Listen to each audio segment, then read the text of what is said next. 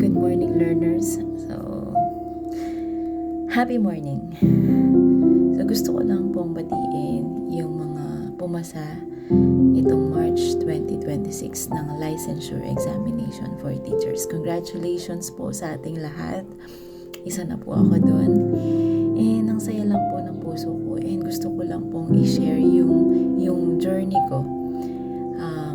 Magmula nung natapos po ako ng pagiging guro na hindi ko lubos maisip na makakapagtapos po ako.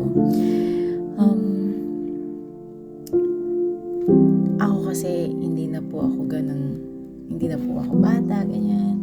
I'm 41 years old na. So, nagtry ako na mag-aral ulit. Kasi sabi nga nila, wala naman sa edad yung mga gusto talagang mag-aral. Pwede naman. Lalo na marami naman ngayon na libre yung pag-aaral. Nung una, nag-doubt ako sa sarili ko kasi yung mga magiging kaklase ko mga bata. Kumbaga, mga anak ko na 20 years old, ganyan, doble sa edad ko. So, pero naniwala ako sa sarili ko na makakaya ko siya. Kahit na alam ko na iba yung curriculum namin sa ngayon. Hindi ako napanghinaan ng loob dahil sa mga taong sumusuporta sa akin, lalo na yung pamilya ko. And yun, nakapagtapos ako ng pag-aaral last year. So, sobrang saya sa puso. Kasi, alam mo yun, akala mo hindi mo sila masasabayan. Pero, hindi pala. Kaya ko pala siya. Kaya ko siyang tapusin. Maraming pagsubok, maraming napagdadaanan sa buhay, nawalan ng pamilya, ng mahal mo, nagkasabay-sabay na nagkasakit yung mga magulang mo, nagkasakit ka din, pero hindi ako natinag kasi alam ko na hindi ako pababayaan ni Lord. Dumating yung kailangan mo nang mag-exam ng board. So, nag-doubt na naman ako sa sarili ko, na pressure. Nagkakaroon ako ng kaba, ng takot, na kung kaya ko ba, or papasa ba ako, anong magiging reaction ng mga tao. Pag hindi ako pumasa, paano pag hindi ako pumasa? Sasabihin nila, ganito, si ganyan, ganito. Dami kong iniisip. Ang kakapagod din at my age, yung magre-review ka almost every day. Pupunta ka ng review center, yung pagod. Tapos, nagkakasakit yung parents mo, na kailangan ka nila doon, tapos sumasabay pa yung health problem mo din.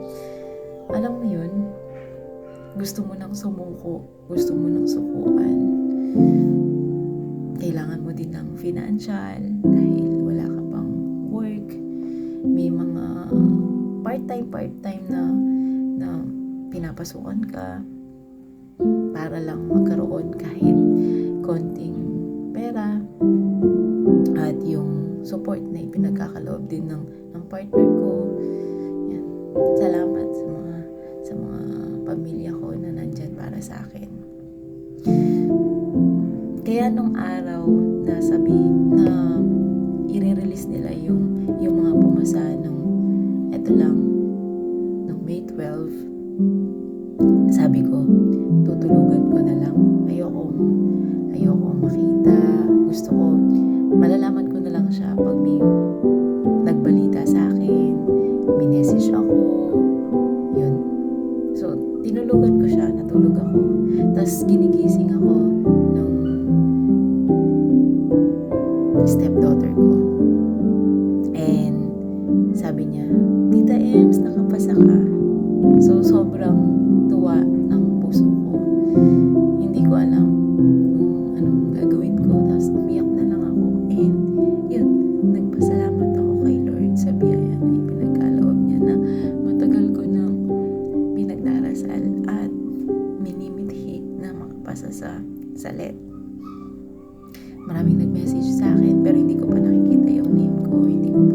research. Congratulations, Ma'am Elma, ganyan, ganyan. So, ang saya lang ng feeling na alam mo yun, yung nalagpasan ko yun, na hindi ko akalain na makakaya ko siya. Kasi pag nagre-review ako, madali kong nakakalimutan yung mga nire-review namin. Tapos meron ako yung mga classmate ko, sabi ko review tayo. Meron kaming GC, tapos share kami ng mga alam namin. So nagtutulungan ang bawat isa.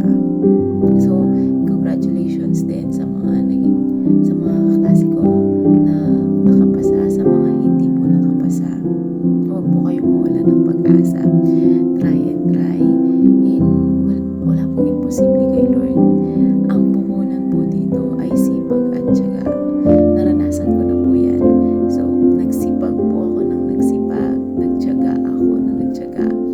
Pinilit kong ipasok yung mga, alam nyo, ang daming dapat pag-aralan sa Prof Ed, sa Gen Ed, sa specialization.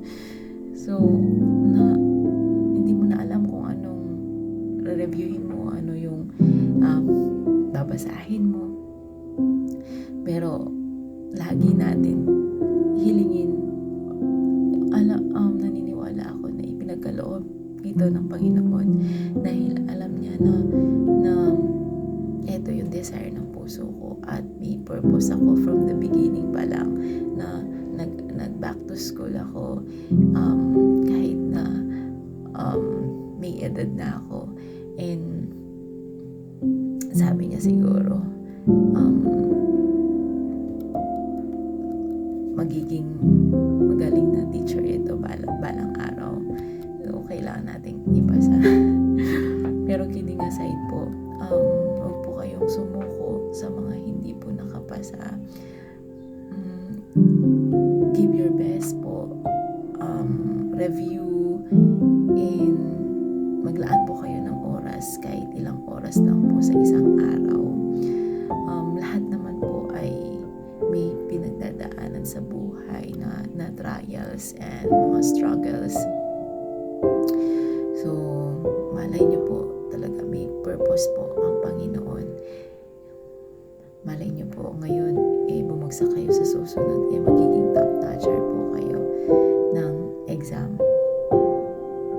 Kaya gusto ko lang po ipaabot po sa inyo na kahit na anong edad ay pwedeng makapagtapos at pwedeng makapasa ng LET. Maging masipag at matyaga lang po tayo. Dahil ito po yung nangyari sa akin, sa mga blessing na dumarating po sa akin.